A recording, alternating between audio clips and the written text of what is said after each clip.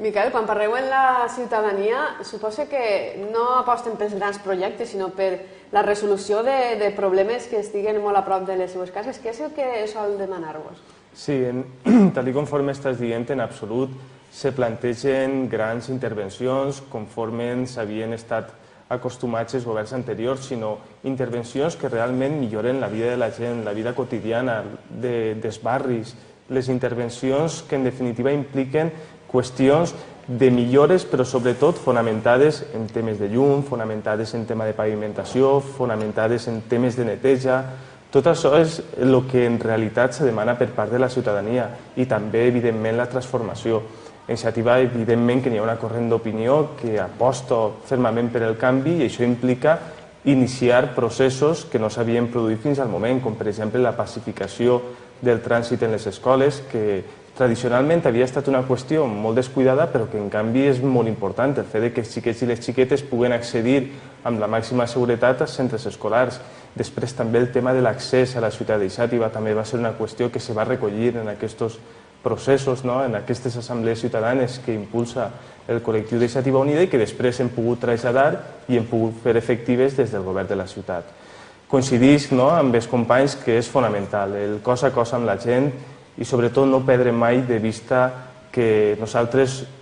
treballem per la funció pública, no treballem per estar en una èlit totalment desconnectada dels problemes reals de la gent i això és el que realment fa de la política municipal una política propera i una política el més fructífera possible per al poble. La gent que sol participar en aquestes cites que teniu amb la ciutadania a peu de carrer sol ser sempre la mateixa? Vull dir, perquè moltes vegades quan parlem així de fallers o de comparses i demés sempre diuen és que són 4 gatxes que manegen tot i la resta es deixa portar. Vull dir, quan teniu vosaltres aquest contacte amb la gent i citeu a la gent que vaja un dia a una hora per parlar amb vosaltres, teniu varietat o quasi sempre són els de sempre? Sí, a veure, tenim a la gent que forma part de les associacions més actives de la ciutat, però després el fet d'impulsar aquestes assemblees en el carrer el que provoca és que la gent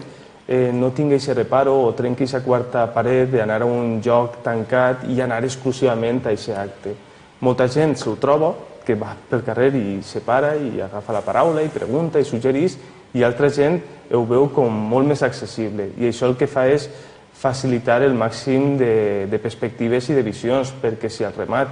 tu estàs organitzant actes de caràcter endogàmic, és a dir, que solament per a la gent que està fidelitzada a una opció política, en aquest cas Iniciativa Unida, Esquerra Unida, això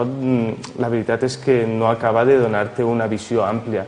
I per això aquest format, el format d'eixir al carrer i ahir tens la possibilitat de tindre el màxim de ventall i el màxim de visions possibles. I això és molt positiu, perquè te diuen el que està bé, te diuen el que està regular i te diuen també el que està mal. I nosaltres